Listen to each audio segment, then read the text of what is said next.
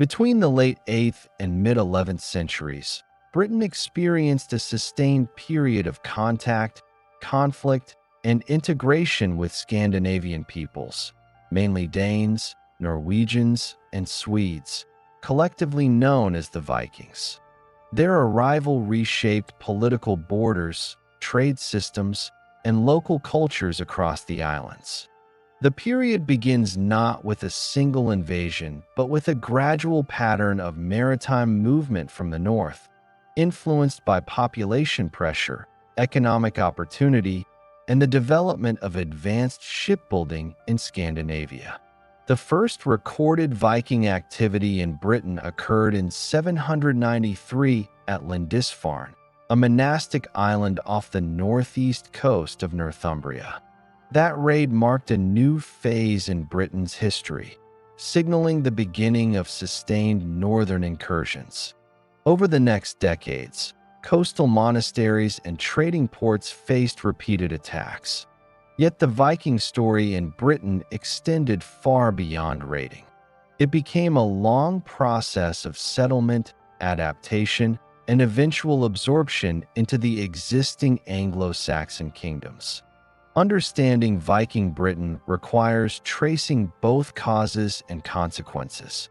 The movement began within the context of Scandinavian expansion, driven by internal rivalries, limited arable land, and the lure of foreign wealth. Britain, fragmented into smaller kingdoms, presented a varied and often divided landscape.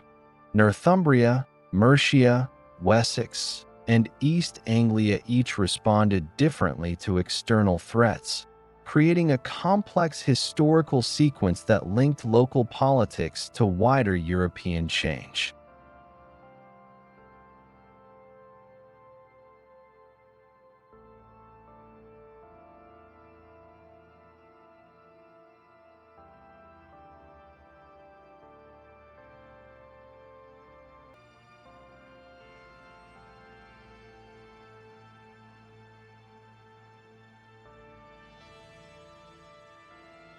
By the mid-8th century, Northern Europe was undergoing structural changes that set the stage for the Viking incursions into Britain. In Scandinavia, population growth began to strain the limited arable land. Archaeological surveys across Norway and Denmark show an increase in small farmsteads and evidence of land fragmentation, suggesting a rising younger male population unable to inherit property under traditional kinship rules. Wealth in the Baltic and North Sea trade routes was becoming concentrated among regional chieftains who controlled access to iron production, shipbuilding, timber, and long-distance trade centers such as Ribe, Hedeby, and Birka. These settlements were developing proto-urban characteristics, linking Scandinavia more tightly to the Carolingian and Anglo-Saxon economies. The convergence of demographic pressure, consolidation of local power, and maritime technology produced an environment primed for expansion by sea. The first documented large-scale raid on Britain occurred in 793 at Lindisfarne, off the Northumbrian coast. The assault was not isolated. Preceding years had already seen sporadic Scandinavian contact in the Northern Isles, Hebrides, and Irish Sea region.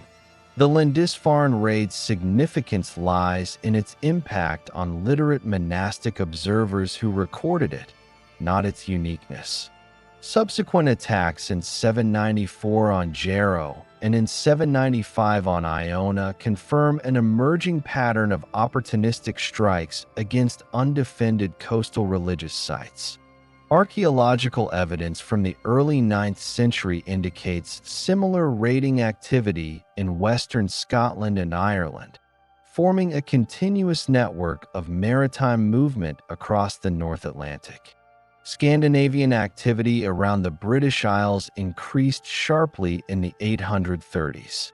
Written annals and coastal settlement patterns suggest larger fleets, sometimes exceeding 30 to 50 ships, each carrying 40 to 60 men.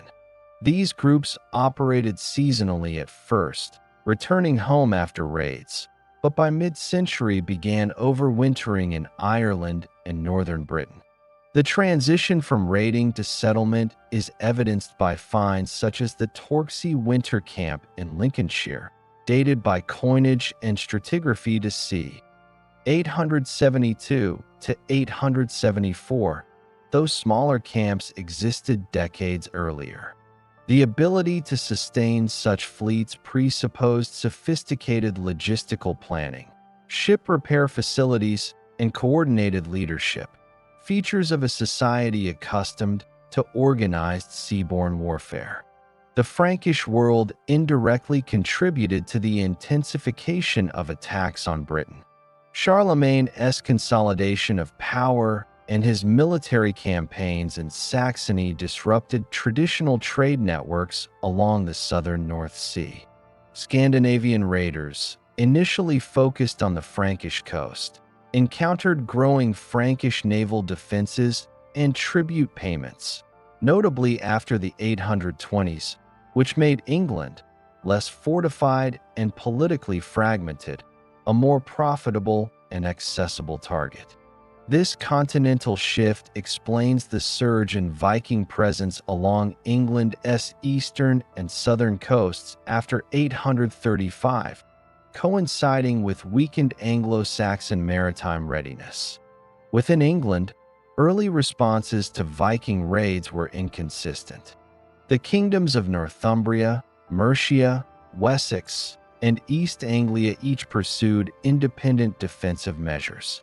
Evidence from charters and later military law codes indicates that coastal warning systems and local mustering obligations were in place by the late 8th century, though unevenly enforced. The notion of FYRD, a part-time citizen militia, predates Alfred's reign and can be traced to Mercian precedents under Offa. Earthwork defenses and fortified enclosures were beginning to appear along major river routes like the Thames and Humber. These early systems laid the groundwork for the more organized networks later credited to Alfred, showing that English defenses evolved in continuity rather than sudden innovation. The Scandinavian incursions were not solely predatory. Contact brought material and ideological exchange. Artifacts from the early 9th century, including imported glass beads, scales, and weights, recovered from sites in both Denmark and eastern England reveal two-way commerce and hybrid craftsmanship. Scandinavian traders frequented ports such as Hamwick, Southampton, and London, establishing temporary marketplaces even amid hostilities. While the Norse retained their polytheistic beliefs, exposure to Christian societies began influencing religious practice well before formal conversion. The inclusion of Christian symbols in some Scandinavian grave goods and the construction of mixed-style monuments, particularly in the Isle of Man and Cumbria, indicate gradual cultural interaction from as early as 830. Politically, the raids accelerated the decline of Northumbria, already fractured by internal rivalry. The murder of King Elfwald II in 806 and subsequent instability weakened the region's capacity to organize resistance. In contrast, Mercia under King Beornwulf and later Wessex under Egbert attempted limited countermeasures. Egbert's victory at Hingston Down in 838 over a joint Viking and Cornish force illustrates early Wessex resilience, though it was defensive rather than expansionist. East Anglia, by contrast, oscillated between submission and alliance, providing tribute when necessary to avoid devastation. These patterns reveal that Anglo-Saxon England faced not a unified enemy, but mobile, independent Viking fleets exploiting political fragmentation. From the Scandinavian perspective, raiding evolved into colonization once the logistical and political framework allowed families to migrate. The settlement phase was gradual, beginning in the Northern Isles and parts of Ireland before extending to England's eastern seaboard. Archaeological layers at York, Jorvik, reveal Scandinavian presence by the 850s, marked by distinctive house structures, spindle whorls, and ironworking debris. The cultural imprint of these settlements is datable to within decades of the earliest raids, suggesting that colonization was not an afterthought, but a parallel development. Repton in Derbyshire, a site later fortified by the Great Heathen Army, contains burial evidence from around 872 to 874, but also earlier layers pointing to recurring Viking occupation, linking early exploratory settlements with later military encampments. By the mid-9th century, Viking strategy in Britain had diversified. Some groups pursued tribute, geld, extraction, while others established semi-permanent bases for inland penetration. The River Thames, Humber, and Severn became corridors for inland raiding, supported by longships with shallow drafts capable of rapid movement. This adaptability allowed Viking forces to bypass static coastal defenses and strike deep into the English heartlands. The English response remained reactive, lacking centralized coordination until Wessex under Alfred consolidated leadership in the 870s. The shift from isolated attacks to organized campaigning became evident after 850. The Anglo-Saxon Chronicle notes coordinated fleets wintering in the Thames estuary, supported by overland forces. The 851 raid on Canterbury and London, reportedly involving more than 300 ships, demonstrates the scale of operations achieved. At this stage, the Viking threat was no longer seasonal piracy, but sustained military pressure challenging the political order of Anglo-Saxon England. By 856, the initial phase of Viking activity in Britain had transformed from opportunistic raiding into a structured and strategic enterprise with permanent consequences. Scandinavian society had developed the maritime technology and internal cohesion necessary for long-distance campaigning. England, fragmented but slowly adapting, stood on the edge of profound transformation. The groundwork for the Great Heathen Army's invasion of 865 was already in place. Fortified camps, established trade networks, and a precedent of tribute negotiations. The first generation of Viking contact had reshaped the political geography of Britain and the maritime balance of Northern Europe. By the mid-9th century, Viking activity in Britain transitioned from dispersed raiding to a unified campaign of conquest. The invasion of 865, commonly known as the arrival of the Great Heathen Army, marked a structural change in warfare in England. Archaeological evidence and contemporaneous annals describe this force not as a single army in modern terms, but as a coalition of several large fleets and warbands drawn from Denmark, Norway, and possibly southern Sweden. Estimates based on fleet size, burial density, and settlement traces suggest an initial strength between 3,000 and 5,000 men, later reinforced in waves. The logistical coordination required for such mobilization demonstrates that Scandinavian leaders had achieved a degree of political cohesion previously unseen in their operations in Britain.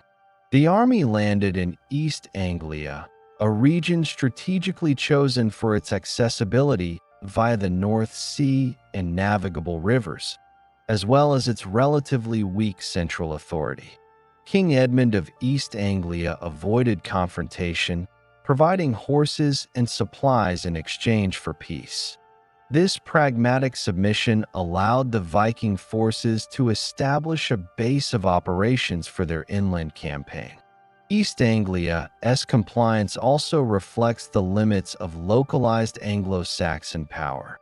No kingdom possessed the resources or unity to repel a coordinated Scandinavian invasion. In 866, the army moved north and captured York. After taking the city, the Vikings installed a puppet regime, likely under sympathetic Northumbrian rulers, establishing the first permanent Scandinavian urban center in England. The city's strategic position at the convergence of major trade routes made it a crucial logistical hub for further expansion. York would later evolve into Jorvik, the administrative core of the Danelaw. In 867 to 868, the army turned south toward Mercia. The Mercian king Burgred sought aid from Wessex, and a joint Anglo-Saxon army attempted to contain the invaders near Nottingham. Rather than risk a pitched battle, the Vikings fortified the town, transforming it into a defensive base. The Anglo-Saxon forces were unable to dislodge them, and Burgred was forced to buy peace, confirming a pattern of tribute payments that characterized Viking-English relations through the 870s. Nottingham remained under nominal Mercian control but effectively functioned as a Scandinavian garrison, securing the Trent Valley as a corridor for further movement. The next major phase began in 869 when the army returned to East Anglia. King Edmund resisted their renewed demands for tribute. The campaign ended with the defeat and death of Edmund, likely near Hoxne, though the exact location remains debated. Archaeological finds of weaponry and settlement disturbance across Suffolk and Norfolk confirm extensive devastation. The fall of East Anglia eliminated a buffer zone between the Vikings and southern England. By 870, only Wessex and parts of western Mercia remained independent of Scandinavian control. During the winter of 870 to 871, the Viking force wintered at Reading, a site chosen for its access to the Thames and its defensibility at the junction of the Kennet River. From there, they launched a series of engagements against Wessex. These included battles at Englefield, Reading, Ashdown, Basing, and Marathon. Command of Wessex fell to King Athelred and his younger brother Alfred. The Battle of Ashdown, fought early in 871, was a tactical success for Wessex, but subsequent defeats forced the kingdom into defensive retreat. Ethelred's death later that year elevated Alfred to the throne amidst continuous warfare. The year 871 is remembered as the Year of Battles in Anglo-Saxon chronicles due to the frequency and scale of engagements. Despite several partial victories, Wessex lacked the manpower and logistical infrastructure to sustain prolonged campaigns. Alfred negotiated peace, likely involving tribute, allowing the Vikings to withdraw temporarily into Mercia. While sometimes interpreted as a sign of weakness, this truce provided Alfred time to reorganize Wessex's defenses, repair fortifications, and reinforce naval capabilities, measures that would become decisive in later phases. By 873, the Great Army had divided into smaller commands. One contingent, led by Halfdan Ragnarsson, moved north to consolidate control over Northumbria. Mercia, under King Burgred, fell in 874 after sustained Viking pressure. Burgred fled to Rome, replaced by Ceolwulf II, a local ruler installed as a client king. The Vikings divided Mercian territory, retaining control of key centers such as Repton and Nottingham while delegating nominal rule elsewhere. This division foreshadowed the later administrative structure of the Danelaw, characterized by semi-autonomous regions governed under Scandinavian legal and military systems. In 875, part of the Great Army under Guthrum, Ossadil, and Anund relocated to Cambridge before advancing again into Wessex. Alfred's response was constrained by manpower losses and internal unrest. The Vikings overwintered at Wareham in Dorset, an area offering both maritime access and defensibility. Negotiations produced another temporary peace, supported by hostage exchange and oaths, though these were soon broken.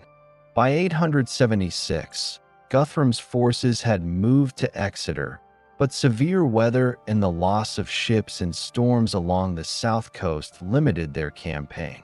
The Vikings retreated to Mercia, but the confrontation revealed Alfred's improved defensive coordination and growing administrative control. In 877, Halfdan distributed land among his followers in Northumbria, marking the formal beginning of Scandinavian settlement there.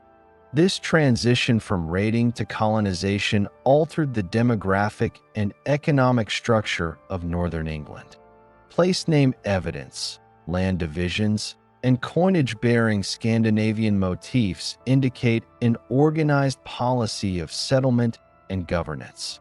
The area from the Tees to the Tyne became integrated into a Scandinavian polity centered on York.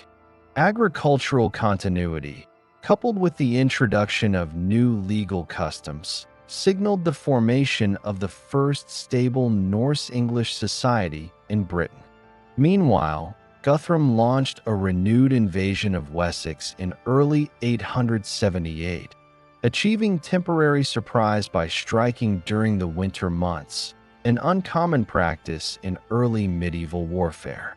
The Viking army occupied Chippenham in Wiltshire, forcing Alfred to retreat into the marshes of Athelney. From this base, he reorganized his forces and coordinated resistance across local militias. The subsequent mobilization culminated in the decisive Battle of Edington, likely fought in May 878. Alfred's victory ended the main phase of the Great Heathen Army's campaign in southern England. Guthrum's forces withdrew to East Anglia and entered into the Treaty of Wedmore, which, though not surviving in contemporary text, is corroborated by later boundary and coinage evidence. The Treaty of Wedmore established clear territorial demarcations between Anglo-Saxon and Scandinavian rule. Guthrum, adopting Christian baptism under the name Athelstan, ruled East Anglia as a quasi-independent kingdom under Alfred's overlordship. The division effectively recognized two political zones, the Anglo-Saxon South and West under Wessex, and the Danish-controlled territories of the Midlands and North, later collectively termed the Danelaw. The settlement did not end the conflict, but formalized coexistence, introducing a dual system of governance that shaped English legal and cultural development for generations. The aftermath of the Great Heathen Army's campaign left permanent marks on England's political and demographic landscape. Northumbria became a Scandinavian kingdom centered on Jorvik, East Anglia a client state under Guthrum's successors, and Mercia partially annexed into the emerging Danelaw. Wessex, though battered, emerged as the nucleus of resistance and future unification. The transition from transient raiding forces to established settlements reflected the maturation of Viking strategy. Conquest replaced plunder as the central objective. Archaeologically, the late 9th century corresponds with intensified Scandinavian settlement across eastern and northern England. Sites such as Torksey, Repton, and York exhibit consistent material culture, oval houses, imported whetstones from Norway, and mixed coinage circulation. The Scandinavian presence reshaped local economies, redirecting trade through North Sea networks rather than purely continental routes. Metallurgical analysis of coinage from this period indicates a blend of Anglo-Saxon and Scandinavian minting practices, confirming integration rather than cultural replacement. By 878, the English political landscape had been fundamentally altered. The Great Heathen Armies campaigns dismantled 3 of the 4 traditional Anglo-Saxon kingdoms, introduced Scandinavian administrative customs, and created the conditions under which Alfred would later initiate a program of reform and consolidation. The establishment of the Danelaw institutionalized the Viking presence in England, transitioning from military occupation to settled governance. This dual structure, Wessex in the south and the Danelaw in the north and east, would define the next century of English history. The victory at Edington in 878 did not end the Viking threat to England, but it marked the turning point from reactive defense to organized consolidation under Alfred of Wessex. Following Guthrum's defeat and conversion, Alfred faced the task of reconstructing a kingdom exhausted by years of warfare. Wessex's survival had depended on its mobility and local militia coordination. Permanent security now required structural reforms across administration, defense, and law. The process that unfolded between 878 and 899 transformed Wessex from a regional power into the nucleus of a unified English kingdom. Alfred's immediate priority after Edington was stabilization. The Treaty of Wedmore established a frontier roughly following the Thames and Lea rivers to Bedford, and then up the Ouse to the old Roman road known as Watling Street. North and east of this line lay the Danelaw. South and west remained under Wessex control. While the treaty provided a temporary peace, its implicit recognition of a divided England made long-term confrontation inevitable. Alfred understood that endurance depended on institutional strength rather than personal leadership. His policies over the next 2 decades aimed to secure Wessex against renewed invasion and internal collapse.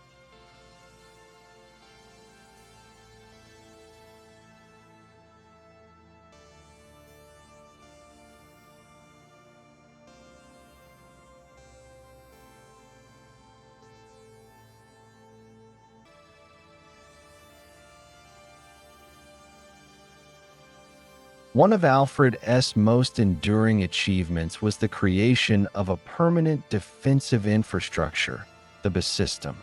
Earlier Anglo-Saxon settlements had included occasional fortified enclosures, but Alfred standardized and expanded them into a coordinated network. Documentary evidence from the early 10th century Burghall-Heidage lists over 30 such sites, though most were established during Alfred's reign. Each base was positioned near strategic river crossings, coastlines, or Roman roads, ensuring that no settlement in Wessex was more than a day's march from a defensive refuge. Archaeological remains at Winchester, Wallingford, Wareham, and Cricklade confirm construction using earthen ramparts reinforced by timber palisades, later upgraded with stone. The buzz served multiple purposes.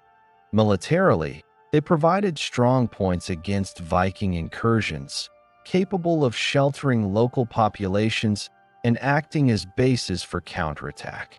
Administratively, they functioned as market centers and tax collection points, anchoring royal authority in localities previously dominated by regional lords.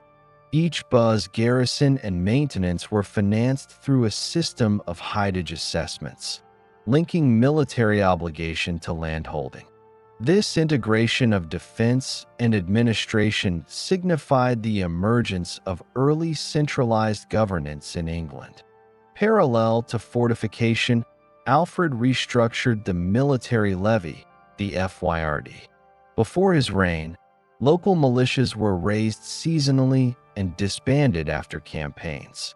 Alfred instituted a rotational system dividing the service into two contingents, one active while the other tended to agricultural duties. This ensured that Wessex maintained a standing defense without undermining food production. The reorganization enhanced response time and prevented the collapse of rural economies during extended conflicts. Combined with the network, it produced a layered defense system that allowed Wessex to absorb raids without strategic paralysis. Alfred also recognized the strategic value of naval power. The Viking fleet's dominance along the English coast demanded a maritime response. He ordered the construction of ships described in later records as larger and swifter than Scandinavian vessels, likely modeled on Frisian or Frankish designs. Though the scale of Alfred's navy is uncertain, references to engagements near the Isle of Wight in 882 and 885 indicate its operational use. The development of a naval component, even in embryonic form, represented an innovative adaptation to the challenges of mobile warfare and foreshadowed England's later maritime orientation. Following initial stability, renewed hostilities emerged in the mid-880s. Guthrum's East Anglia remained formally peaceful but unstable, while Viking bands from the continent, particularly from the Low Countries and Frisia, resumed raiding along the southern coast. The campaign of 885 to 886 saw one such force attack Rochester. Alfred's rapid mobilization forced their withdrawal to the continent, demonstrating the efficacy of his reformed defenses. These confrontations confirmed that the kingdom's survival now rested not on temporary victories, but on institutional readiness. Alfred also sought to reclaim London, a key commercial and symbolic center lying on the frontier between Wessex and the Danelaw. The city had suffered decline since the early 9th century, but in 886, Alfred reoccupied and refortified it. Archaeological evidence supports large-scale rebuilding at this time, including new street alignments and defensive earthworks. He transferred authority to his son-in-law, Athelred of Mercia, who governed as his subordinate. This act effectively re-established London as an English city under Wessex influence and symbolized the reassertion of Anglo-Saxon control south of the Danelaw boundary. The annexation of London also marked the beginning of a closer political relationship between Wessex and Mercia. The old Mercian kingdom, weakened by the Viking conquest, survived only as a western remnant. Ethelred's rule under Alfred's overlordship signaled the first step toward a unified English polity. This arrangement maintained local autonomy while aligning Mercian resources and military power with Wessex's strategy. The coordination of coinage, fortifications, and law enforcement across both territories demonstrates early administrative integration preceding full unification in the next century. Beyond military and political consolidation, Alfred's reign initiated a deliberate program of legal and intellectual reform. His Doom Book, a compilation of legal codes, synthesized earlier West Saxon laws with Christian moral principles and older Germanic customs. The aim was not innovation, but consistency, establishing predictable governance across expanding territories. This codification reinforced royal legitimacy by presenting the king as both secular ruler and guardian of justice. Culturally, Alfred promoted literacy and education as instruments of statecraft. The disruption of monastic life during decades of Viking warfare had eroded scholarly activity in England. Alfred invited scholars from Mercia and the continent, including Grimbald of St. Bertan and Asser of Wales, to his court. He sponsored translations of key Latin texts into Old English, among them Pope Gregory's Pastoral Care, Boethius's Consolation of Philosophy, and parts of the Bible. His preface to the Pastoral Care, preserved in later manuscripts, emphasizes the utilitarian goal of enabling administrators and clergy to understand written law and doctrine in their own language. This educational revival served administrative ends. Illiterate clergy and bureaucracy were essential for tax collection, law enforcement, and record-keeping. The internal reforms of the 880s coincided with renewed external challenges. In 892, a large Viking force, possibly numbering several thousand, landed in Kent from the continent. These invaders, composed partly of refugees from failed campaigns in Flanders and northern France, established fortified camps at Appledore and Milton. Alfred's forces, coordinated through the System, prevented their advance inland. The resulting campaigns between 892 and 896 were marked by protracted maneuvering rather than decisive battles. Alfred's son Edward and Athelred of Mercia led much of the field operations, reflecting a transition toward generational command. By 896, disease, famine, and attrition forced the Viking armies to disperse. Some settled in East Anglia and Northumbria, others returned across the Channel. The failure of these invasions confirmed the strategic resilience of Alfred's system. The military events of the 890s also reveal the growing administrative capacity of Wessex. Contemporary coinage shows increased royal control over minting, with consistent designs and standardized silver content. This monetary stability facilitated taxation and supply for the network. Trade revived under the protection of fortified towns, connecting the Thames Basin to continental markets through controlled ports. The circulation of coinage bearing both West Saxon and Mercian symbols underscores the integrated economic zone emerging under Alfred's authority. Religious and cultural policy further reinforced unity.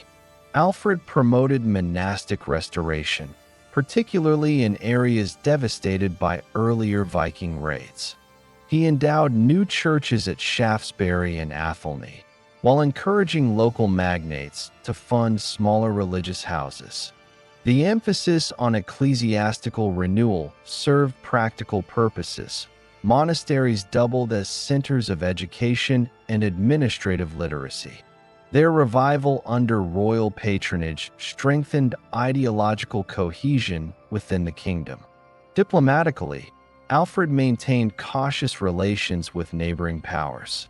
His correspondence with the papacy, though limited, symbolized continued alignment with continental Christianity.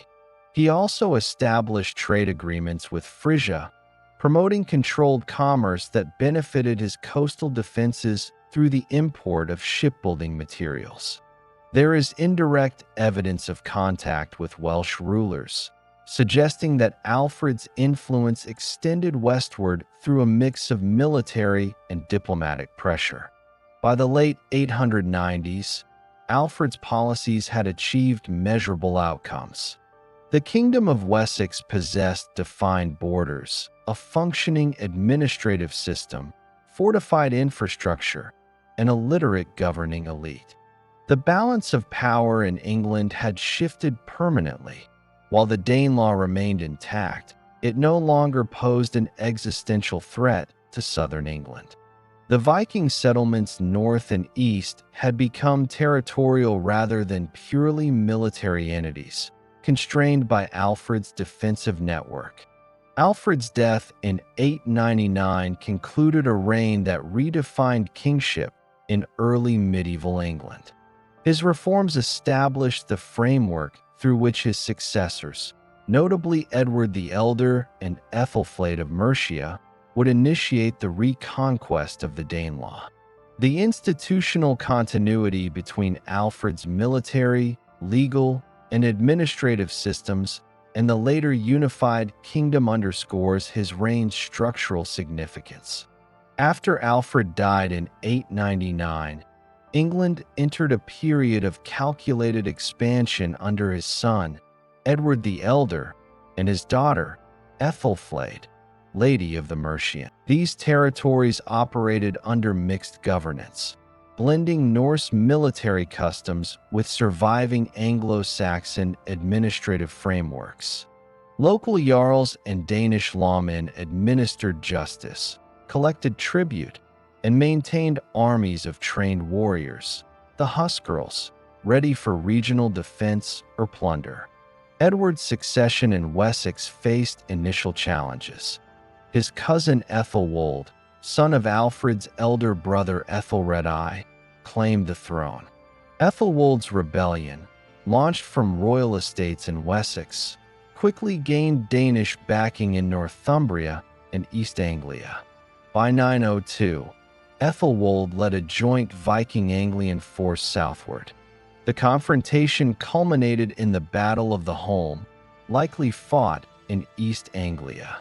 Both Ethelwold and the Danish king Eorik were killed.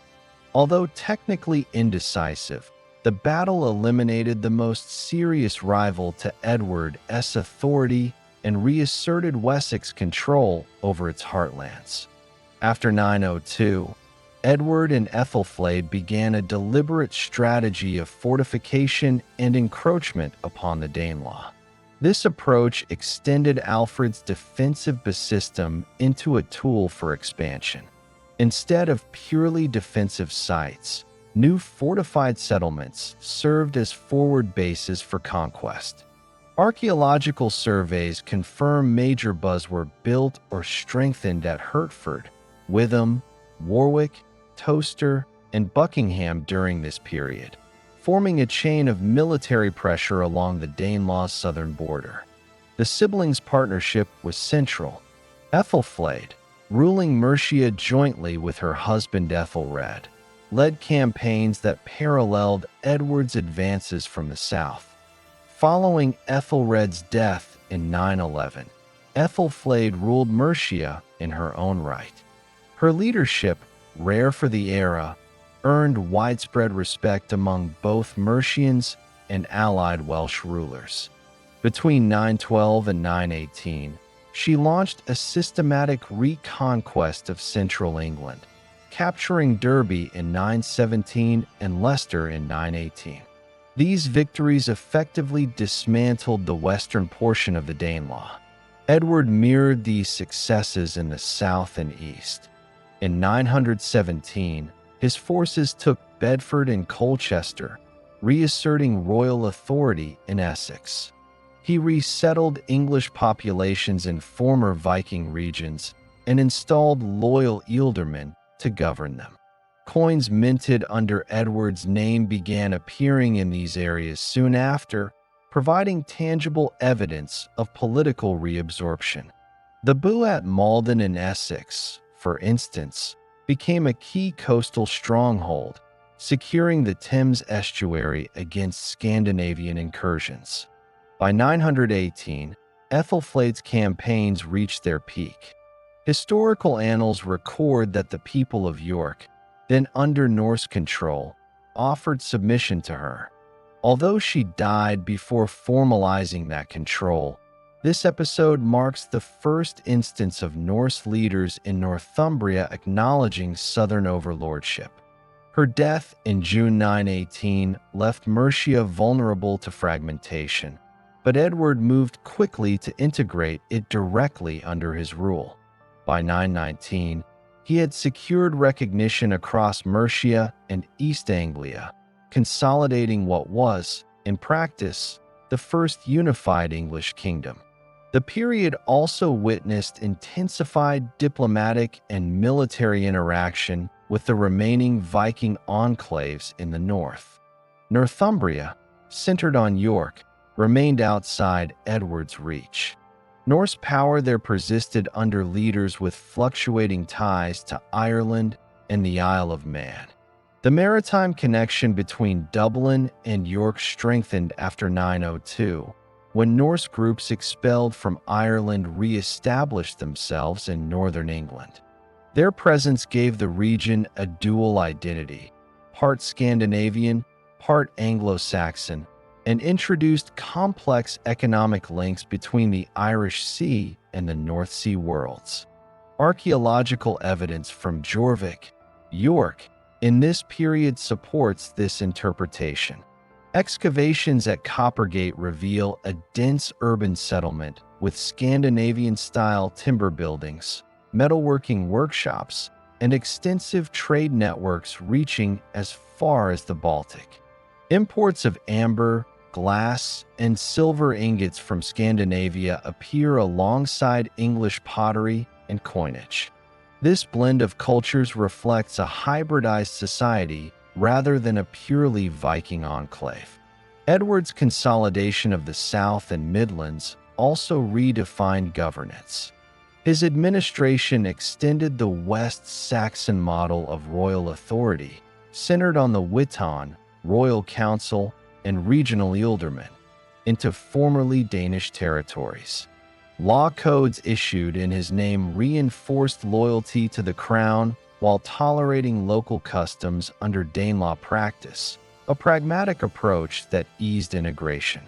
The uniform coinage system, royal buzz, and standardized military levies were clear signs of increasing centralization. Between 919 and 924, Edward faced resistance in the Welsh Marches and northern Midlands. Small uprisings by Danish settlers and discontented Mercians were suppressed through combined force and relocation policies. Chronicles note the establishment of new English settlements in reclaimed zones, often under ecclesiastical patronage. Monasteries destroyed in earlier raids were re-established, notably at Winchester and Malmesbury, as part of a broader effort to link territorial recovery with Christian revival. The final years of Edward's reign saw his influence extend north of the Humber. In 920, he constructed Buzz at Manchester and Bakewell, symbolically marking English presence deep in the frontier. There, the Anglo-Saxon Chronicle records an assembly where rulers from Scotland, Strathclyde, and Northumbria came to acknowledge Edward's authority, though likely more as diplomatic recognition than direct subjection. Still, the event indicated the growing perception of a single English sovereignty. Edward died in 924 at Farndon near Chester during a campaign against Welsh rebels. His death marked the end of the first sustained phase of English unification under Wessex. His son Aethelstan succeeded him, inheriting a realm far larger and more coherent than that of Alfred 3 decades earlier. The reigns of Edward and Ethelflaed transformed the political landscape of Britain. By replacing defensive survival with offensive reconquest, they reduced Viking power to the northernmost regions and created administrative coherence across southern and central England. Their combined military, administrative, and diplomatic efforts laid the foundation for an English monarchy capable of dealing with the remaining Norse and Celtic powers on near equal terms. This period marks the transition from resistance to restoration. The Viking threat did not vanish. It evolved, adapting to the new balance of power. Yet for the first time since 793, the trajectory of English history pointed toward consolidation rather than fragmentation. The groundwork had been laid for the next stage, Aethelstan's assertion of a unified English kingdom, extending royal influence from the Channel to the Firth of Forth. The death of Edward the Elder in 924 marked the transfer of authority to his son Aethelstan, a ruler whose reign would achieve what his predecessors had prepared for more than a century: the political unification of England. Between 924 and 939, Aethelstan transformed the southern English kingdom into a centralized monarchy recognized across Britain. His consolidation of law, administration, and foreign diplomacy permanently altered the island's balance of power. Aethelstan's succession was not immediate or uncontested. His half-brother Elfweard, son of Edward's second marriage, was proclaimed king in Wessex shortly after their father's death, while Aethelstan, already established in Mercia, was recognized there. Within months, Elfweard died, and Aethelstan emerged as the sole claimant. Nonetheless, the division revealed lingering regional identities between Wessex and Mercia. To consolidate his position, Aethelstan was crowned at Kingston upon Thames in 925, a site deliberately chosen on the Wessex-Mercia border.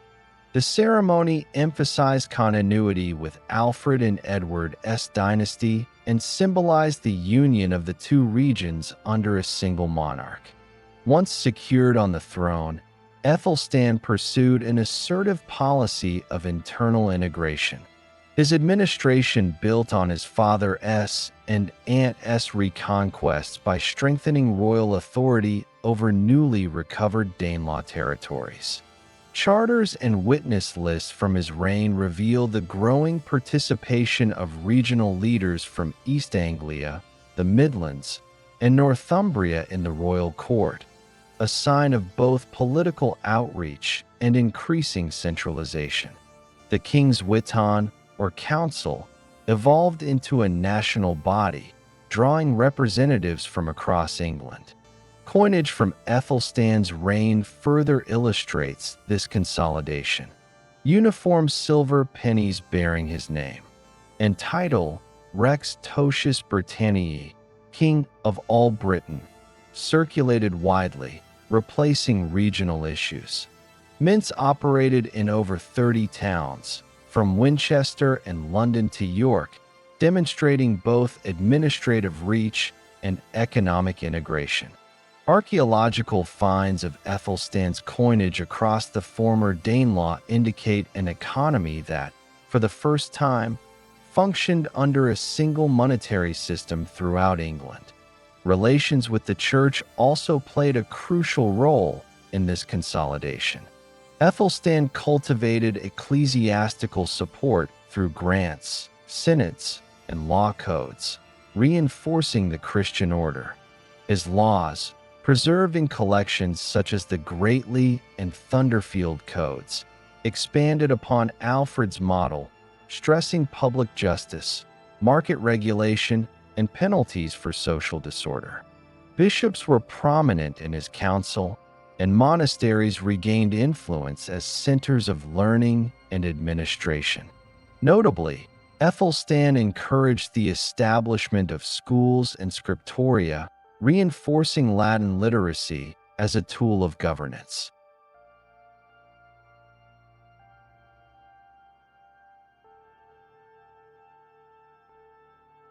Aethelstan's reach extended beyond England's borders. His reign witnessed the first systematic assertion of English supremacy over Wales and Scotland. Welsh kings, including Hywel Dda de Hobarth, submitted tribute and attended his court. His northern policy was more complex. The Kingdom of Northumbria, centered on York, had long been semi-independent under Scandinavian rulers who oscillated between alliance and resistance. In 927, Aethelstan launched a decisive campaign to subdue the region.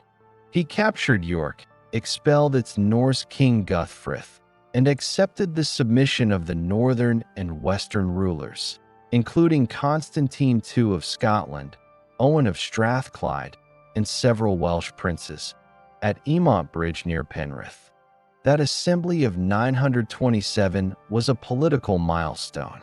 For the first time, a single ruler exercised acknowledged authority over all of England's territories and claimed overlordship throughout Britain. Charters from this period list Aethelstan as Rex Anglorum et Cunctarum Nationum Britanniae, an explicit claim to island-wide dominion. While these titles reflected political reality only loosely, they signified the ideological foundation of an English monarchy conceived as sovereign across Britain. The integration of Northumbria proved difficult to maintain. The region's Norse population retained close ties to Dublin and the wider Scandinavian world. By the early 930s, Irish Norse forces sought to reclaim influence in northern England, prompting renewed instability. Aethelstan's strategy combined fortification, diplomacy, and marriage alliances. He arranged dynastic connections with continental Europe, including the courts of Otto I of Germany and Hugh Capet of France, to strengthen legitimacy and deter northern aggression. Continental chroniclers, notably in Francia and Saxony, regarded Aethelstan as one of Europe's most influential Christian monarchs, an unusual status for an English ruler at the time. Domestically, his government continued the policy of maintenance and the imposition of royal justice. Surviving charters show frequent royal progress across the realm, holding assemblies in formerly Danish areas to assert presence and authority. The king's clerks standardized written administration, producing the earliest examples of coherent royal documentation in England. This bureaucratic consistency laid the groundwork for later administrative systems under the Norman and Plantagenet kings. Aethelstan's most significant external challenge came in the late 930s. A coalition formed against him, led by Olaf Guthfrithson, Norse king of Dublin, Constantine II of Scotland, and Owen of Strathclyde. Their objective was to reverse English dominance and reclaim Northumbria. In 937, Aethelstan responded by mobilizing forces from across England in what contemporary sources describe as an unprecedented military levy. The ensuing Battle of Brunanburh, whose exact location remains debated but likely occurred in northern England near the Mersey Basin, was one of the largest engagements of the early medieval period. The battle ended in a decisive English victory. The coalition army suffered massive losses, including many of Constantine's kin and leading Norse commanders. Though the surviving accounts, such as the Anglo-Saxon Chronicle poem, emphasize triumph, modern analysis underscores the scale and cost of the engagement. Archaeological and analytic evidence suggests thousands of casualties and widespread destruction. Brunanburh effectively secured England's borders for the remainder of Aethelstan's reign and affirmed the kingdom's unity against external threats. After Brunanburh, Aethelstan's supremacy was uncontested. He ruled through a network of ealdormen, bishops, and reeves whose loyalty rested on royal favor and law. Trade expanded, particularly in York, London, and Winchester. The kingdom's coinage stabilized silver content, facilitating commerce across the North Sea and the Channel. Religious patronage deepened, with Aethelstan donating relics, books, and wealth to churches at Canterbury, Winchester, and Malmesbury. His court attracted scholars from across Europe, including Grimbald of St. Bertin and Israel the Grammarian, indicating England's growing intellectual and diplomatic reputation. Despite his successes, the unity Aethelstan achieved depended heavily on personal authority. His death in 939 at Gloucester exposed the fragility of that cohesion. Within months, Norse forces from Dublin, led by Olaf Guthfrithson, retook York, and the northern frontier once again destabilized. His half-brother Edmund I inherited the throne, confronting renewed conflict that would define the next phase of English history. Nevertheless, Ethelstan's reign stands as the turning point at which the English monarchy first attained complete territorial control of England and a recognized dominance across Britain. His combination of legal codification, administrative centralization, military success, and diplomatic recognition laid the framework for an enduring kingdom. From his reign onward, England existed as a coherent political entity, no longer merely the sum of regional powers. When Aethelstan died in 939, the English kingdom he had unified faced an immediate test of endurance. The fragile balance between native English lords and the still powerful Norse communities in Northumbria and the Irish Sea collapsed almost at once. His successor, Edmund the 18-year-old son of Edward the Elder and half-brother to Aethelstan, inherited both the crown and a volatile frontier. His short reign, ending with his death in 946, was marked by persistent warfare in the north, the reassertion of royal control over the Danelaw, and crucial administrative consolidation that stabilized England after 4 decades of near-continuous conflict. The initial crisis began within weeks of Ethelstan's death. The Norse of Dublin, led by Olaf Guthfrithson, seized the opportunity to reclaim York and the surrounding territories. Northumbria's Anglo-Danish population, still divided in loyalty, largely accepted Olaf's return, driven by both kinship and resentment towards southern rule. Edmund, newly crowned at Kingston upon Thames, lacked the time or resources to organize an immediate counterattack. His first years were spent securing the Midlands and Southern Shires against renewed Danish unrest while reinforcing his authority through the established network. Olaf's reconquest of York re-established the Scandinavian kingdom in northern England, with influence stretching down to the 5 boroughs: Derby, Leicester, Lincoln, Nottingham, and Stamford. This revived Norse bloc posed both military and economic challenges. Its location controlled the east-west trade arteries linking the Humber, Trent, and Irish Sea, while Dublin provided direct reinforcement by sea. Olaf's reign in York represented the last serious attempt to reverse English expansion. In 940 and 941, Edmund mounted campaigns northward to contain the threat. Contemporary records, notably versions of the Anglo-Saxon Chronicle, describe heavy fighting around Leicester and Northampton, with alternating truces and hostilities. Archaeological finds of burned layers and hordes across the East Midlands support the scale of this conflict. The turning point came in 941 when Olaf Guthfrithson died suddenly, reportedly during an Irish expedition. His death fractured Norse unity. His successor, Olaf Sihtricsson, also known as Olaf Queren, lacked his predecessor's authority and soon sought peace. In 942, Edmund retook the 5 boroughs, symbolically restoring the English hold over the Danelaw's core. This reconquest marked the re-establishment of southern control across nearly all territory south of the Humber.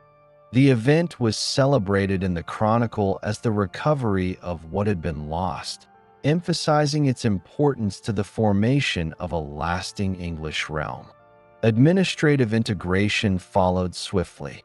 English reeves and ealdormen replaced Danish leaders, while local customs under Danelaw jurisdiction were gradually absorbed into the broader English legal framework.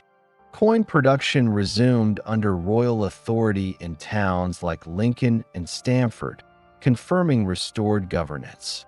After consolidating the Midlands, Edmund turned attention back to Northumbria. In 944, he launched a major offensive against the Norse, still entrenched in York. Internal divisions among the Scandinavians aided him. A faction led by Ragnar Guthfrithson resisted Olaf Queren, and Edmund exploited this rivalry by securing temporary alliances with northern magnates. The campaign culminated in the expulsion of both Norse kings from York. For the first time since the 9th century, all England lay nominally under one ruler again. Though direct royal administration in Northumbria remained weak, Edmund's success effectively ended Norse sovereignty in England proper. Following the expulsion, Edmund undertook measures to secure the frontier diplomatically. In 945, he invaded Cumbria, then under the rule of Dunmail, a local Brittonic king allied with the Scots.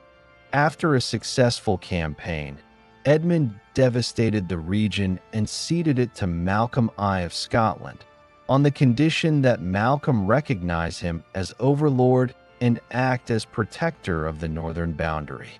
This pragmatic arrangement both reduced the burden of direct defense and acknowledged Scotland's growing autonomy, establishing a buffer zone between the two kingdoms.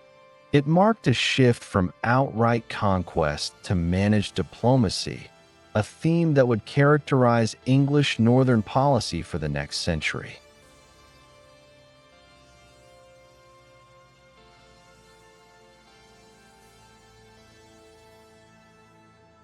Domestically, Edmund continued the institutional reforms initiated by Alfred, Edward, and Aethelstan.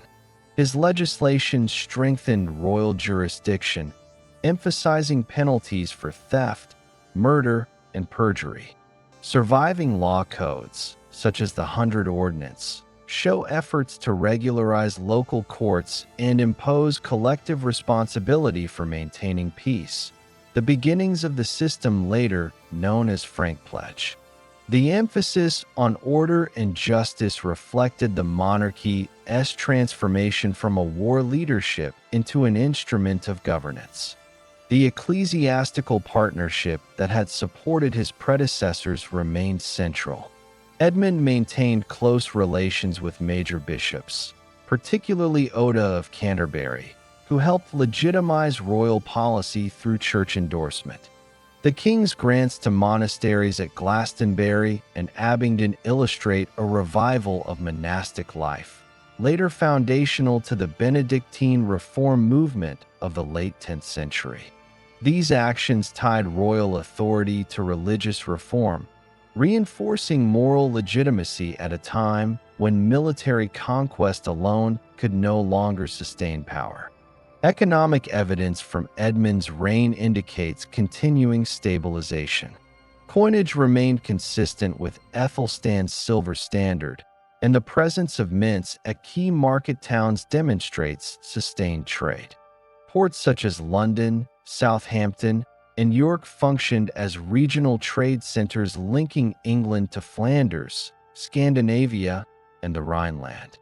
Archaeological discoveries of imported glass, wine amphorae, and silver ingots point to increasing participation in continental exchange, suggesting that England's economy was now strong enough to support both warfare and administration. Edmund's personal authority extended into the Welsh principalities and over the Norse communities of the Irish Sea. Annals record tribute relationships with Welsh rulers, who acknowledged English dominance in return for peace and trade privileges. His influence also reached the Kingdom of Strathclyde, where he arbitrated disputes following the death of King Owen, demonstrating English diplomatic involvement beyond direct military occupation. Despite political success, Edmund's reign ended abruptly. On May 26, 946, during a feast at Puckle Church in Gloucestershire, the king was murdered by an outlaw named Leofa while attempting to arrest him. Contemporary chronicles record the event without embellishment, but the sudden death interrupted a reign of growing stability. He was buried beside his brother Ethelstan at Glastonbury, a resting place symbolizing continuity of the royal line and its Christian identity. Edmund left two young sons, Eadwig and Edgar, but immediate succession passed to his brother Eadred, ensuring dynastic continuity. The institutional and territorial solidity Edmund achieved enabled Eadred to complete the integration of Northumbria and suppress the final Norse resistance. Historically, Edmund's reign represents the consolidation phase following unification. He neither expanded nor innovated as dramatically as Ethelstan, but secured the structures his predecessors had built. The administrative integration of the Danelaw, the stabilization of coinage and law, and the establishment of the Cumbrian buffer gave England its first enduring internal coherence. His combination of military decisiveness and diplomatic restraint stabilized the realm sufficiently for it to withstand later pressures from both Norse resurgence and continental politics. By 946, England had evolved from a coalition of regional powers into a single kingdom capable of maintaining order beyond its borders. The Viking presence, though not eliminated, had been confined to peripheral regions and seaborne raiding. The English monarchy, having endured a century of invasion and fragmentation, stood as a centralized Christian state, the political legacy of Alfred's lineage completed by Edmund's consolidation of the north. When Edmund I was killed in 946, the throne passed to his younger brother Eadred, son of Edward the Elder and the last surviving adult male of Alfred's direct line. His accession occurred at a time when England's unity, recently restored, was again under threat. Northumbria, despite repeated reconquest, remained restless and semi-autonomous under its mixed Norse and Anglo-Saxon aristocracy. Eadred's 9-year reign was defined by his unrelenting campaign to eliminate this final source of instability and to impose enduring royal control across the whole of England. Eadred was crowned at Kingston upon Thames shortly after Edmund's death. He inherited a strong administrative foundation but a fragile political situation. The southern and midland shires were secure under the established network, but Northumbria's allegiance was uncertain. Local leaders in York had already begun negotiations with Eric Bloodaxe, a Norwegian exile and former king of Norway, whose return promised to reassert Scandinavian independence. From the outset, Eadred's government pursued a dual approach: military intimidation and economic control. The king was advised by Oda, Archbishop of Canterbury, and by Dunstan, then a rising figure in the royal court and later a central reformer of the English Church. This administration combined pragmatic force with religious legitimacy, seeking both to punish rebellion and to define kingship as divinely sanctioned unity. In 947, Eadred traveled north to Tanshelf, near modern Pontefract, where the Northumbrian nobility swore allegiance to him. Within a year, however, they had repudiated that oath and accepted Eric Bloodaxe as their king. This oscillation reflected the region's hybrid structure. Norse warlords controlled York and the coastal towns, while Anglo-Saxon landholders and ecclesiastical estates dominated the hinterlands. Each faction alternately sought advantage from either English or Scandinavian overlordship. Eadred's response was uncompromising. In 948, he launched a campaign of devastation across Northumbria, burning York and destroying its surrounding territories. Archaeological layers of fire damage within the city align with this episode. The Anglo-Saxon Chronicle notes that Eadred's army withdrew southward after the assault, but was pursued and attacked by Northumbrians at the River Ripon. In retaliation, the king vowed to exact total retribution unless they submitted. The psychological and material damage of this campaign broke the region's resistance temporarily, and the Northumbrians expelled Eric, pledging renewed loyalty to Eadred. The cycle repeated 2 years later. In 950, Olaf Seitrikson, also known as Olaf Queren, a former Norse ruler of Dublin and York, reappeared and regained Northumbria with local support. His rule, however, was brief. By 952, the region had once again shifted allegiance, expelling Olaf and restoring Eric Bloodaxe. The continual alternation between rival Norse kings exposed the instability of Scandinavian rule and its dependence on external reinforcement from Ireland and Norway. During this period, Eadred relied heavily on ecclesiastical administration to maintain southern unity. His association with Dunstan at Glastonbury, where monastic discipline and royal authority intertwined, laid the foundation for the Benedictine reform movement that would later dominate English religious life. The king's patronage of monasteries at Abingdon and Glastonbury also served a strategic purpose.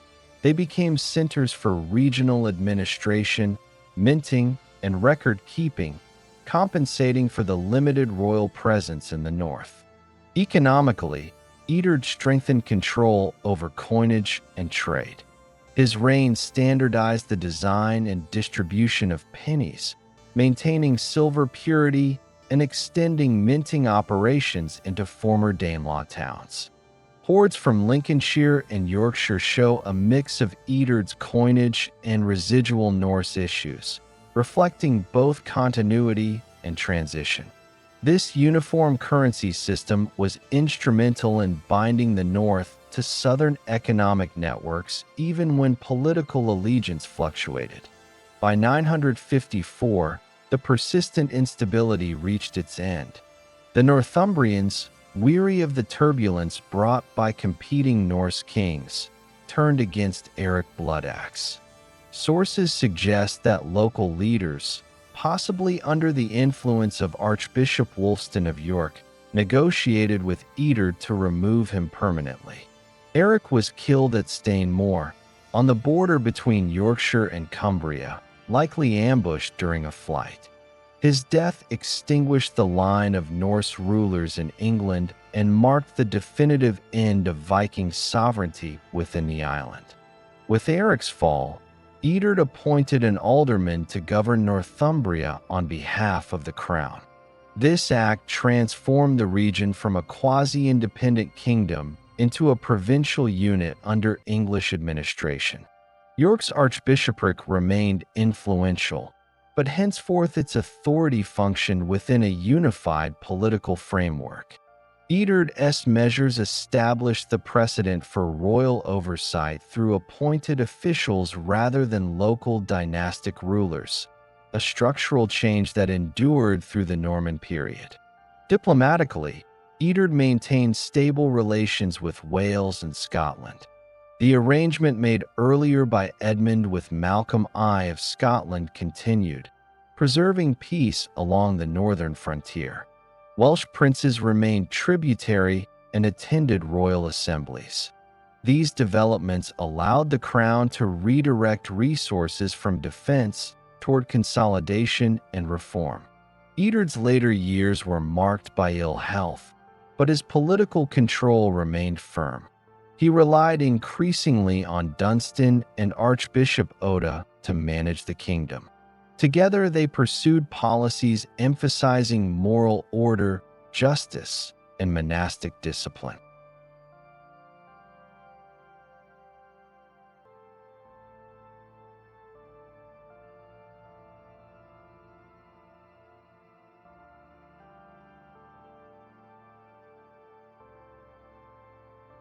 The king's devotion to religious reform reflected not only personal piety, but also political calculation. An organized church reinforced royal unity in a realm newly rid of foreign opposition. When Edred died in 955, he was buried at Old Minster, Winchester, among his royal ancestors. His death closed a crucial chapter in England's consolidation.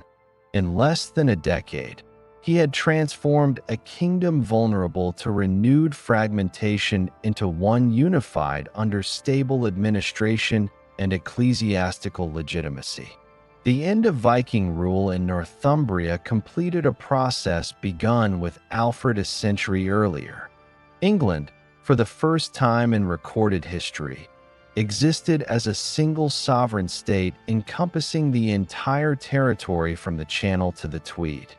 The Norse presence persisted in language, law, and culture, but no longer as a political force. Edred's achievement was primarily structural. By eliminating the last autonomous kingdom within England and establishing royal authority through appointed governors and ecclesiastical oversight, he ensured that subsequent rulers inherited not a fragile coalition but an integrated monarchy. His successors would now turn from internal conquest to governance, lawmaking, and continental diplomacy. The Viking Age in Britain, in its political sense, ended with his reign. The final years of Aethelred II's reign collapsed under the weight of exhaustion and disunity. England had faced over 2 decades of renewed Viking incursions, led by figures like Sweyn Forkbeard of Denmark and his son Nut. The Danegeld payments, first used as temporary expedients, had become routine by the 1010s. Despite enormous sums of silver extracted from the English treasury, these payments only emboldened further attacks. By 1013, Sweyn Forkbeard launched a full-scale invasion, seeking not tribute but conquest. His forces, organized along Scandinavian lines and supported by fleets from Denmark and Norway, swept through the Danelaw with little resistance. Towns such as Lincoln and Northampton, long integrated with Scandinavian settlers, quickly submitted. London initially resisted under Ethelred's command, but fell soon after. The English nobles, weary of Ethelred's erratic leadership, accepted Sweyn as king. Aethelred fled to Normandy with his wife, Emma, the sister of Duke Richard II. Sweyn's reign, however, was brief. He died suddenly in February 1014, likely in Gainsborough. His death reopened the question of succession. The Danish army proclaimed its son Nut as king, while the English Witan invited Aethelred to return on the condition that he rule more justly and heed counsel. Nut's first campaign failed. His forces were driven from England after a series of engagements in 1014 to 1015. He retreated to Denmark, reorganized, and returned in 1015 with a massive invasion force that combined Danish, Norwegian, and reinforcements from the Danelaw. This time, he encountered an England fractured between Aethelred and his son, Edmund Ironside. Ethelred's death in April 1016 left Edmund as king, but unity was impossible. While Edmund fought with notable energy, reclaiming Wessex and winning at Brentford and Schurston, Nut methodically gained ground. His army's discipline, logistical coordination, and naval superiority outmatched the English FYRD, which suffered from inconsistent mustering and the defection of nobles such as Edric Striona of Mercia. The decisive engagement occurred at Sandon in October 1016. Contemporary records place it in Essex, though the exact location remains uncertain. Nut's army, composed largely of hardened warriors from Scandinavia and the Danelaw, defeated Edmund's troops after heavy fighting. Edric's betrayal during the battle ensured the English's collapse. Following the defeat, Both leaders agreed to divide England. Edmund retained Wessex, while Knut controlled the North and Midlands. Edmund's death weeks later, likely from wounds or illness, left Knut the sole ruler of England. Knut's accession marked not a continuation of Viking raiding, but a reorganization of power. His aim was consolidation, not plunder. Recognized by the English Witan in 1017, he sought to legitimize his reign through both continuity and reform. He married Emma of Normandy, the widow of Athelred, thereby linking his dynasty to the West Saxon royal line and securing a diplomatic bridge to Normandy. His coronation at St. Paul's Cathedral symbolized continuity with English royal custom rather than foreign imposition. Knut divided the kingdom into 4 great earldoms: Wessex, Mercia, Northumbria, and East Anglia, each governed by powerful ealdormen or earls loyal to him. This structure retained aspects of the earlier English administrative system, but embedded Danish authority within it. His appointment of Godwin as Earl of Wessex laid the foundation for the Godwin family's future dominance. Knut maintained the legal codes of Edgar and Athelred, issuing his own decrees in Old English rather than Old Norse, emphasizing peace, law, and Christian duty. Religiously, Knut embraced Christianity fully and presented himself as a Christian monarch of European stature. He made pilgrimages to Rome, endowed monasteries, and restored lands seized during the wars. His letter from Rome in 1027, written after attending the coronation of Emperor Conrad II, reveals his concern with justice for English pilgrims and merchants abroad. This outward piety served practical ends. It integrated the Danish regime into the Christian political order and ensured papal recognition. Knut's rule also marked the emergence of a North Sea empire. By 1028, he had secured Norway after defeating Olaf Haraldsson, extending his authority across much of Scandinavia. He controlled Denmark, England, and Norway simultaneously, with influence reaching into parts of Sweden and the Scottish Isles. England formed the economic and administrative core of this realm. Its silver coinage, stable bureaucracy, and agricultural wealth funded Knut's wider ambitions. Winchester remained his main royal seat, while London functioned as the chief port and mint. Domestically, Knut governed through pragmatism. He retained much of the English clerical and noble elite, ensuring continuity. His court blended Anglo-Saxon and Danish customs.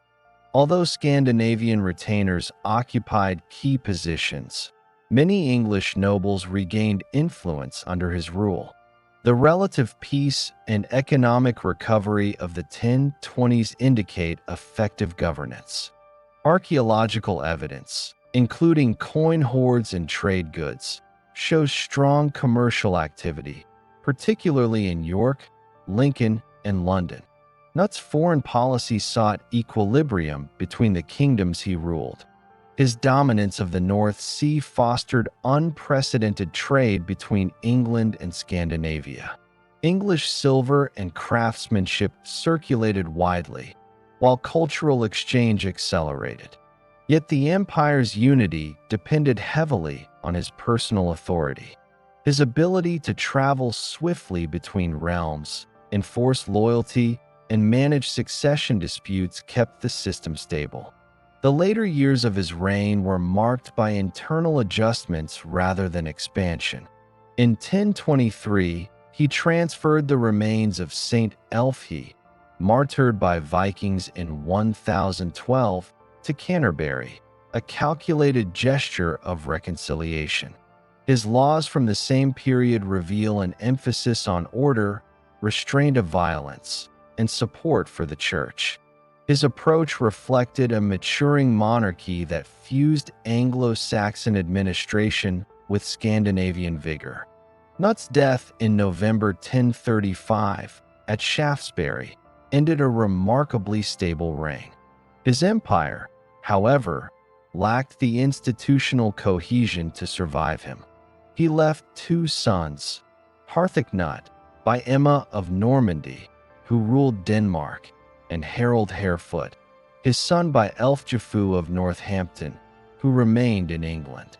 Their rivalry, compounded by noble factionalism, immediately fractured the unity Knut had built.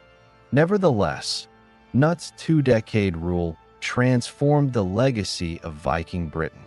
It concluded the era of conquest and inaugurated one of integration. The Danish authority became indistinguishable from the English kingship. The North Sea, once a frontier of raids, had become the political center of a short-lived but consequential empire. The structures Knut refined, territorial earldoms, royal councils, coinage systems, and legal uniformity, endured into the Anglo-Norman period. Under Knut, Viking Britain reached its final synthesis, a Scandinavian monarchy ruling an English realm by English laws. What began in the 8th century as episodic raids ended by the mid-11th century in an organized state whose ruler commanded loyalty across two cultures. This integration marked the true conclusion of the Viking Age in Britain, not with violence, but with administration.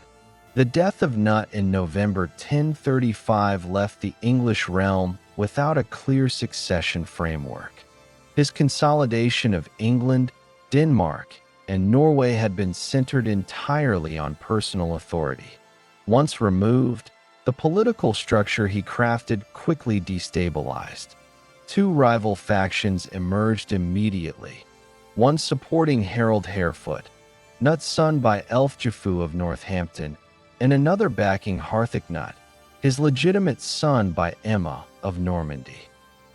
Harthacnut, though designated by Knut as heir to all his dominions, was in Denmark at the time of his father's death, defending the realm against Magnus of Norway and possible Swedish incursions.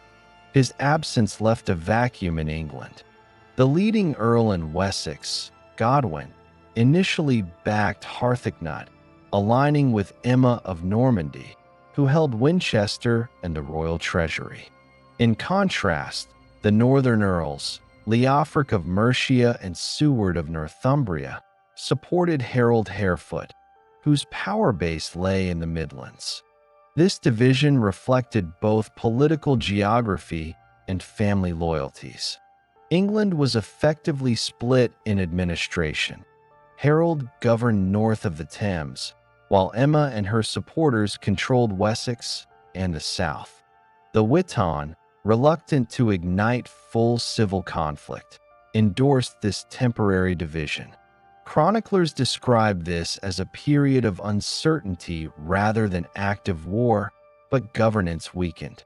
Coinage from this time shows distinct minting under both names, indicating fragmented authority. By 1037, the balance shifted. Harthacnut remained occupied in Denmark, and discontent with Emma's administration in the south grew. Godwin, calculating that Harthacnut's return was uncertain, changed allegiance. At Oxford in 1037, a council formally recognized Harold Harefoot as king of all England. Emma fled to Flanders, and the Danish royal settlement began to unravel. Harold's reign, 1037 to 1040, was brief and largely transitional. His authority extended across the kingdom, but his rule lacked the administrative competence of his father. His government relied on continuity from Knut's officers, yet without the same cohesion. In 1036, Alfred Etheling, son of Athelred II and Emma, returned from Normandy, possibly intending to visit his mother or assert a dynastic claim. Godwin intercepted him near Guildford, captured his party, and delivered him to Harold. Alfred was blinded and died soon after, an act that stained Godwin's reputation for years. The episode demonstrated the brutality of the succession disputes and the collapse of the fragile Anglo-Danish compromise. Harold's domestic policies are scarcely recorded. Few charters survive, and his coinage suggests limited royal oversight. The country remained stable enough to maintain trade and law, but governance had become reactive. He died suddenly in March 1040 at Oxford, aged around 24, without legitimate heirs. His body was first interred at Westminster, then later removed by order of Harthacnut and reburied in a marsh, an act of symbolic retribution. Harthacnut's accession reunited the English and Danish crowns for the final time.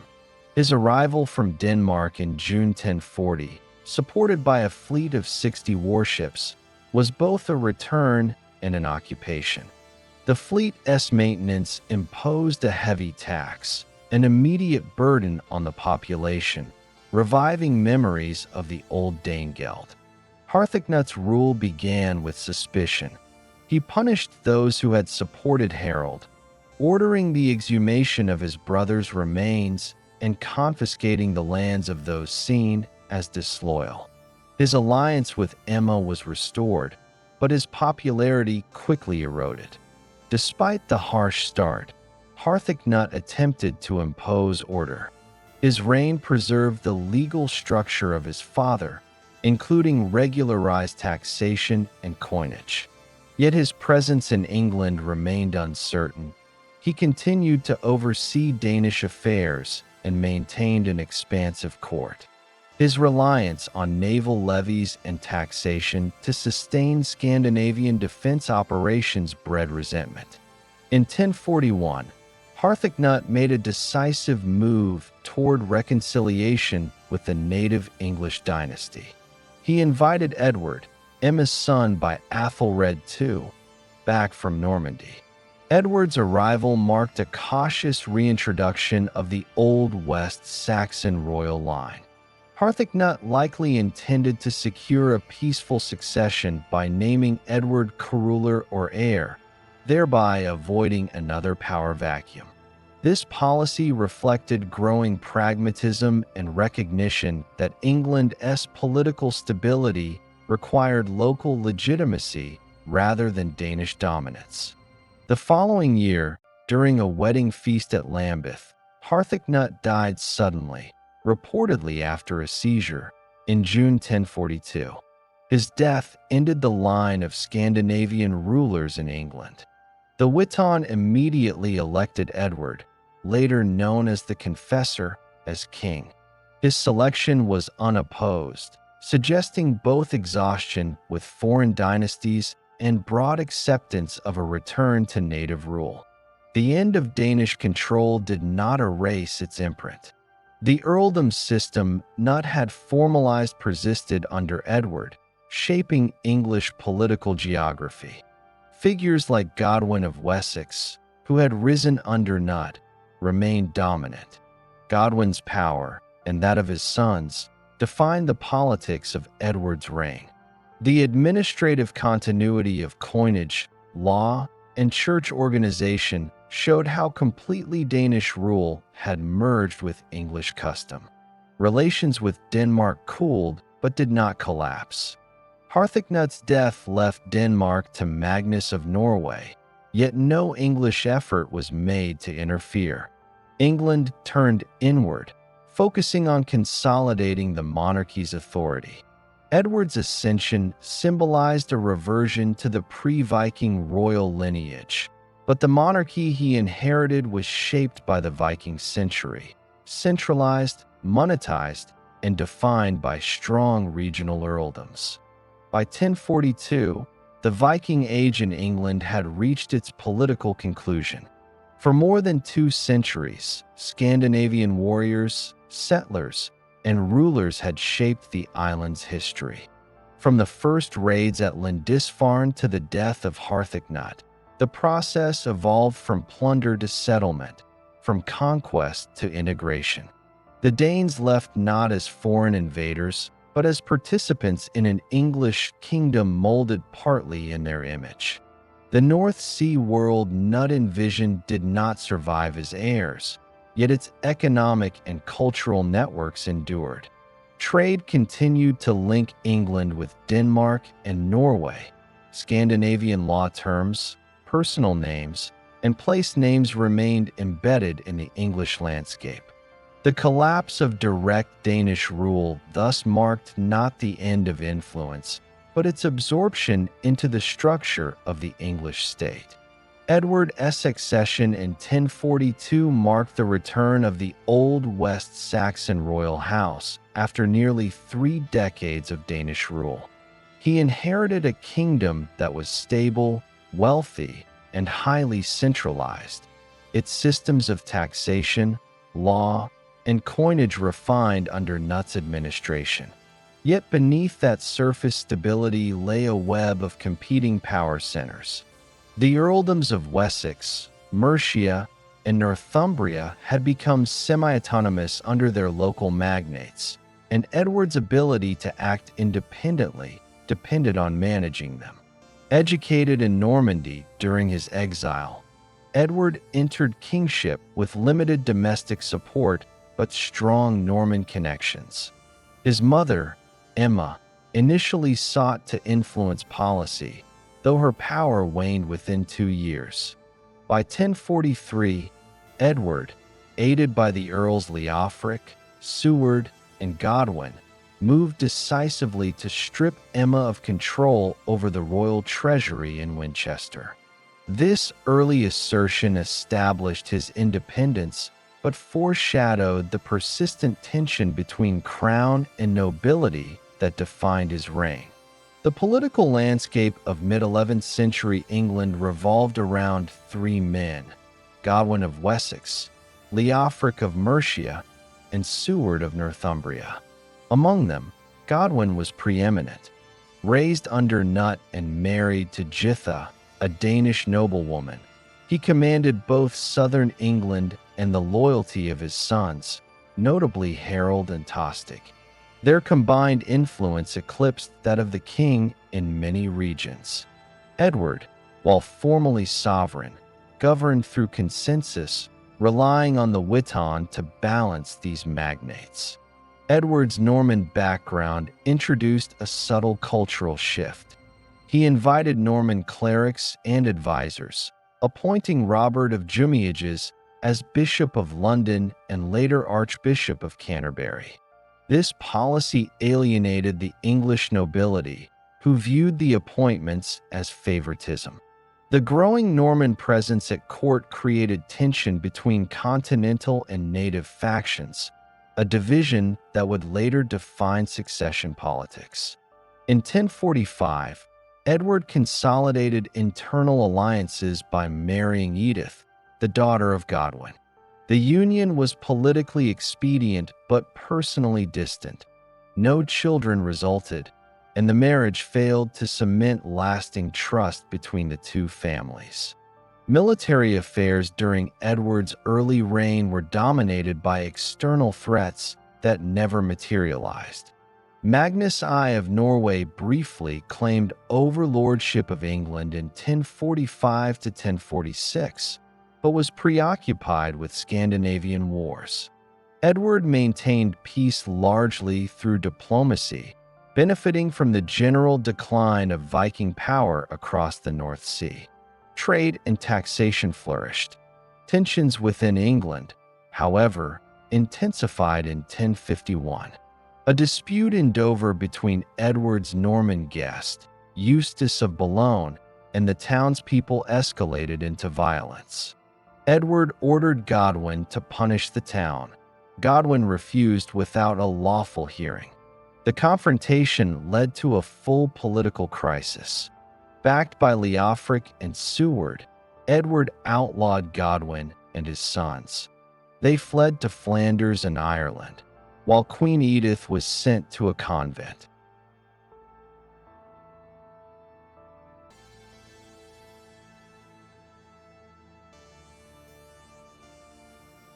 In Godwin's absence, Norman influence peaked. Robert of Jumiages became archbishop, and Norman officials took control of key fortresses. Yet the policy bred resentment among the English earls and ferdmen. By 1052, Godwin returned with a fleet, supported by English nobles and popular sympathy. Edward, facing possible civil war, negotiated peace. The Normans fled, Robert of Jumiages among them, and Edith was restored as queen. This episode demonstrated both Edward's aversion to open conflict and the limits of royal authority in the face of united noble opposition. After Godwin died in 1053, his son Harold Godwin's son inherited the earldom of Wessex and became the central figure in English politics. Harold proved capable and pragmatic. Over the next decade, he extended his family's influence through strategic placements. His brother Tostig in Northumbria, Gyrth in East Anglia, and Leofwine in Kent. By the mid-1050s, the Godwin sons effectively controlled most of England. Edward, meanwhile, focused on ecclesiastical patronage. His reign saw the place names across Yorkshire, Lincolnshire, and the Danelaw testify to enduring Scandinavian settlement, while words of Old Norse origin, law, sky, window, husband, entered permanent English usage. By 1066, the Viking Age had reached its definitive end in Britain. The last great Scandinavian expedition had been destroyed at Stamford Bridge, and the subsequent Norman regime reoriented England's political and cultural trajectory. The shift was not an abrupt erasure, but a transition. The military power of the Vikings vanished, but their institutional and linguistic legacy endured within the kingdom that replaced them. The conquest thus closed a 3-century arc, from the first raids at Lindisfarne in 793 to the fusion of English and Scandinavian worlds under Knut, and finally to the subsumption of that world into a Norman polity. Viking Britain ended not through destruction, but through absorption into a new European order. The death of William I in 1087 marked a transfer of power that carried the last tangible remnants of the Viking Age into the Norman political framework. His son, William II, known as William Rufus, succeeded to the throne of England, while his elder brother Robert Curthose inherited Normandy. This division created tensions that would indirectly shape the survival of northern influence within the English realm. Under Rufus, England's northern regions, Yorkshire, Northumbria, and the Danelaw, remained semi-autonomous in character, their population still reflecting a Scandinavian linguistic and legal residue distinct from the rest of the country. The Norman crown sought to contain that autonomy through fortification and administration rather than expulsion. New castles at Carlisle, Durham, and Bamborough anchored royal control, yet their garrisons often included descendants of Anglo-Scandinavian families who had integrated into Norman service. Royal writs from Rufus's reign show that Norse-derived names persisted in official charters, especially in Yorkshire and Lincolnshire. This persistence reflected the fact that the Norman elite had not entirely replaced the Anglo-Danish landholding class, but absorbed parts of it through oaths and marriages, particularly where local control was strategically important. William Rufus's military campaigns against the Scots in 1091 and 1093 also reflected the old frontier dynamic that had once defined the Viking North. The Scottish kings, especially Malcolm III, still claimed overlordship in parts of Cumbria and the old Danelaw borderlands.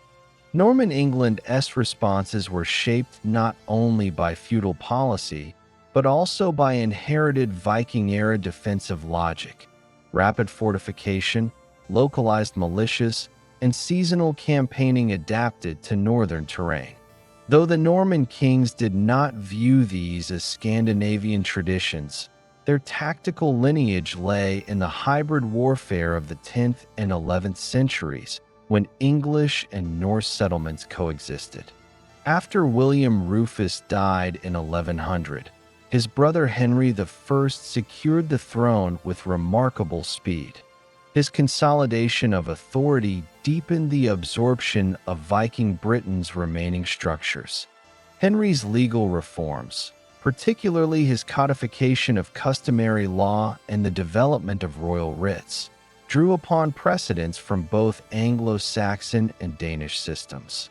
The Danelaw distinction, though fading, still appeared in certain documents as a legal term indicating regions with unique customary rights.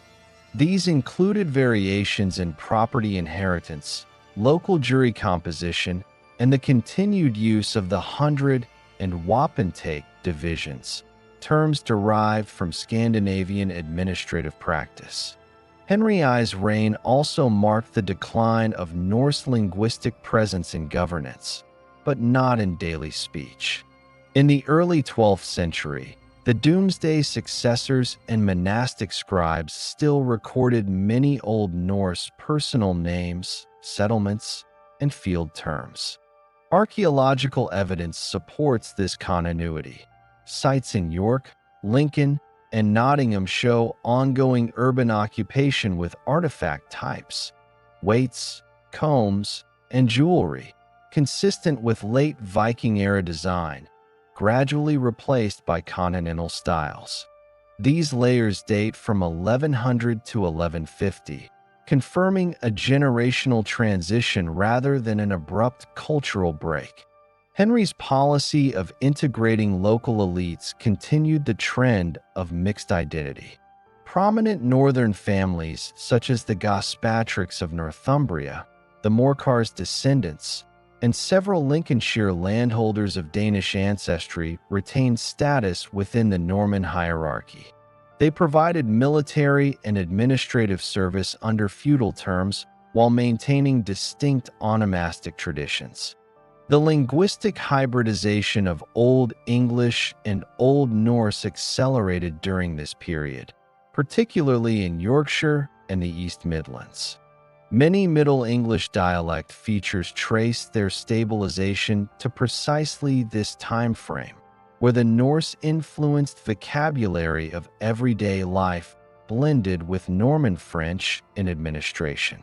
Henry's death in 1135 triggered a succession crisis that revealed how deeply integrated the old Viking territories had become within the English state. The civil conflict between Stephen of Blois and the Empress Matilda, known as the Anarchy, 1135 to 1153, affected all regions, including the north, but did not revive any separate Scandinavian political identity. Instead, local lords in the Danelaw acted according to feudal allegiance, not ethnic solidarity. York and Lincoln became centers of shifting loyalties, their fortifications still the same that had once resisted both Norse and Norman siege warfare. The absence of Viking distinctiveness in this chaos marked its historical extinction as a living identity within England. Despite this political integration, Norse cultural influence persisted. Place names across the northern shires remained overwhelmingly Scandinavian in form, with prefixes like Thorpe, by, and Kirk still dominant. Local law terms, such as wapentake, district assembly, and thing, court, survived in occasional legal references. Ecclesiastical organization, too, bore the residue of earlier northern missions. Diocesan boundaries around York followed older patterns established when Viking rule had realigned the church with northern European sees. Monastic reform under Norman abbots did not erase that legacy, but instead standardized it within broader Latin Christendom. In trade and material culture, contacts with Scandinavia persisted long after the political ties ceased. Excavations in York and Lincoln show continued import of Baltic amber, Scandinavian whetstones, and iron goods into the early 12th century. These imports likely came through the North Sea mercantile network centered on Oslo, Bergen, and Ribe, now linked by Norman-controlled shipping. The once raiding routes of Viking fleets had become commercial corridors under ecclesiastical and royal oversight. English merchants, many from ports with Norse heritage, participated in this circuit, indicating that the practical maritime experience of the Viking Age remained useful long after its martial origins disappeared. The northern frontier under David I of Scotland, 1124 to 1153, also demonstrated the lingering geopolitical echo of Viking Britain. David's reforms in Scotland, burg foundations, coinage, and church organization, were partly modeled on systems that had evolved in Anglo-Scandinavian England. His incursions into Northumbria during the anarchy revived none of the Old Norse claims, but relied on the administrative template that had once been shaped by them. The reassertion of order under Henry II in 1154 restored the Anglo-Norman monarchy's control without reference to the Viking past, signaling the end of that historical continuum. By the mid-12th century, the physical traces of Viking Britain remained embedded in the landscape and law, but no longer in living memory. Settlements like York, Lincoln, and Stamford evolved into fully Norman English towns, yet their street plans, property divisions, and local customs still reflected patterns laid down during the Danelaw. Rural communities retained Scandinavian field names and agricultural terms for centuries afterward, recorded in manorial rolls well into the late medieval period. Linguistically, the influence of Old Norse endured most visibly in the English vocabulary of seafaring, governance, and common life. Words such as law, sky, husband, and window are linguistic relics of that era. In historiography, the transition from Viking to Norman Britain stands as one of gradual synthesis rather than replacement. The Norse presence had transformed England's political geography, encouraged urbanization in the north, diversified trade, and reshaped the military structure that the Normans inherited. When the Normans imposed feudal order, they did so on a foundation partly built by Scandinavian settlers. By 1154, this hybrid structure, Anglo-Saxon, Norse, and Norman, had produced the medieval English kingdom recognizable in the centuries that followed. The death of Stephen and the accession of Henry II that year thus closed not merely the period of civil war, but the last historical phase in which Viking Britain existed as a discernible construct. The Norsemen's political autonomy had long since vanished, but their cultural legacy, linguistic, legal, and regional, remained woven into England's social fabric. What began with raids on Lindisfarne in 793 ended, 3.5 centuries later, with full integration into a unified medieval state whose very language bore silent witness to the world the Vikings had helped to make.